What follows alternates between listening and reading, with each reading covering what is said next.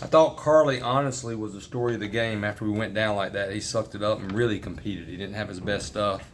Him bridging the gap for us was really big, and allowed us to get to those next two guys who have been throwing so well for us. And a big swing of the bat, obviously by Mac Horvath. I thought Vance's was gone. I think on most days it would have been gone.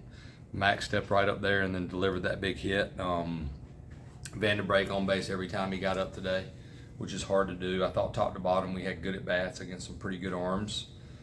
Stokely had some really good bats down there in the bottom, and Colby had the big swing of the bat that got us right back in the game when that guy dove and missed it. And also, I thought Johnny was safe, but obviously the replay showed his foot didn't touch home plate. So I felt a little bit better about sending him right there after somebody told me that. Man, also, like, AC was outstanding. He's been outstanding, and then Poston 2 games in a row, going out there and getting a 3-out save, which is good for him and good for us. When you guys fall behind early with this offense, you guys aren't probably very concerned knowing what you got. No, I mean, the stats are the stats and the percentages are the percentages as far as if you score first, your chances of winning are better. But I preach to our guys that we're not going to look at the scoreboard. Like, we're not scoreboard watching. That's a recipe for disaster, in my opinion. We're a type of team that can come back, but the same thing vice versa. If we hit the 3-run home run, big deal. We're up 3-0. We have to keep playing and score more and score more. But you are right. Like, we have a potent offense, and everybody in the lineup can hit a home run. And when that's the case, a 3-run lead is almost like a 1-run lead. And Mac's adjustment to right field seems to be seamless. He got 1 ball. So we're laughing at him. He's only got 1 ball in 2 games. Wow. It's more Johnny, really. Like, he's played good. Right. You saw Casey. Left field is different. That ball was scalded, but it was a right, and it was top. He thought it was topped, and it took off a little bit more. So they'll get more familiar with it, and that definitely gives us options. That lineup allows us to get Stokely and Johnny in the game. Is that something that you will do that game in, game out, or is that a situational thing based on the pitching? Yeah, I think so. I mean, we've got some depth too. You got Reese Holbrook, who's been really playing well. You got some other guys off the bench in Grants and Jakonski. Jesse's been really good lately. You got a guy like Hawks. We've got some depth, but that is a veteran lineup with power. And we feel like if we're playing really good defense, you go from being average maybe slightly above average in the outfield to elite, because Mac is an elite runner. And Casey's a good outfielder. And then if Johnny plays third base, you don't have as much range as Matt, but so far so good. He's looked really good over there and made every play. So out of 10 games coming up the rest of the season, how many do you think he's in right field? And that's a loaded question. I mean, I like him out there, but I also like some of our guys. There's going to be somebody that has to step up for us. There always is. A Mikey Madej, another Colby Wilkerson. It's too early for me to tell, but I could see us starting the game like this as long as Johnny's bringing with him. He's been hitting the ball hard. And then if we have to hit for Johnny or hit for Stokely, then Matt comes back in and somebody goes to the outfield. Johnny missed first few games of the season. What were just the conversations with him like to, just kind of brace him for returning and obviously dealing with, nobody wants to be out like that? Yeah, he had the blood clot at the end of the fall, and because they couldn't actually repair it, he had to take blood thinners.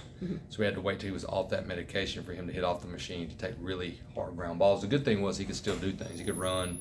He's had to limit overhead stuff, but really just be ready because as soon as you get back, you've been able to do enough or we're going to throw you right in there. We threw Alberto right in there and he couldn't even swing bat. So he told me he could swing, and that day he was in there. But really just staying positive. And Johnny's older. He's learned from some failure, and he's one of our leaders as well, so I'm really proud of him. We were talking some earlier, but just the importance of having somebody like Wilkerson, who obviously, he's at short this season for you guys, known a lot for his defensive prowess, but has been really powerful at the bottom of your lineup. Just what does that add to for you guys? I mean, he's exceeded my expectations, but he's worked. He's never scared. That's the one thing about Colby. You can see he's not a nervous player, and he's getting, switch hitting now, which has helped him, and that's a credit to him and Coach Wiersbicki to believe in that and to keep working on it, because I thought at the end of the year last year he was pretty good right-handed. But like I told Colby, you got an opportunity to be the shortstop at University of North Carolina, and that's a big deal. And with that comes leadership and hard work. You can't get tired in the middle of the season, so he spent a lot of extra time in the weight room, and he's trying to stay strong so he can keep having those good at-bats. a start like that tonight for Max, where, again, like you said, maybe not his best stuff, be able to battle through it. Is that the sort of just the quality that can kind of keep him there, kind of in that Friday role right now? Yeah, 100%. Competing is something you can control. And I had a couple texts that just talked about how he was competing his tail off. Because every pitchers go through things too. You can have a little bit of a slump, or you're not pitching great, or your stuff's not great, or you got a little bit of dead arm. And that's normal, but can you still have a chance to give us 5 innings? And him doing that was huge for us, because if we have to take him out again in the second, they're probably scoring more runs. And if Casey catches that ball, I know it's a hard play, but if he catches it, they might only score 1 run. So he was definitely better, and that's good for us and for him. When you're looking at these last 3 starts for him, is there anything you can really kind of put your finger on in particular, or? Honestly, I thought the start against Virginia, he had a fever. Yeah. He wanted to pitch. He had a really bad ear infection. I'm not making excuses for him, but I've had one ear infection. It can set you back. You're not able to lift as hard as you normally are. You're just trying to get healthy, and you're trying to get better. So, the only thing I see is a little bit of weakness, from not doing his normal thing. And pitchers are routine oriented, so if they get out of that routine, it can mess with them mentally a little bit. But I thought at Pitt, he got really mad at himself and he didn't settle down. And he's usually the opposite of that. He's usually in control. So we learned from that, and he just kept fighting tonight, and that was huge for us. The ear infection, was that at Pittsburgh or in the same game he had the fever? He had the fever, and then the ear infection came from he had a virus, and it got all in his head, probably like everybody else with all his pollen. So he's recovering from that when he pitched in Pittsburgh? Yes, he was recovering, and he was better, but he wasn't able to do his normal thing, his normal running, his normal lifting. And again, he still wasn't bad at Pitt. He just wasn't Max Carlson. And just the tandem of Kevin and Matt at the end there, how dangerous do you think they're going to be for opponents as you guys head deeper into ACC play? Yeah, their velos are creeping up. A lot of everything's above 90 for the most part, I believe. I think Poston's got even more in the tank. When he really takes that next step with his own confidence, he's confident. But I think he's a guy that could be 94, 95. And they're totally different. AC's got the slider, and he hides the ball.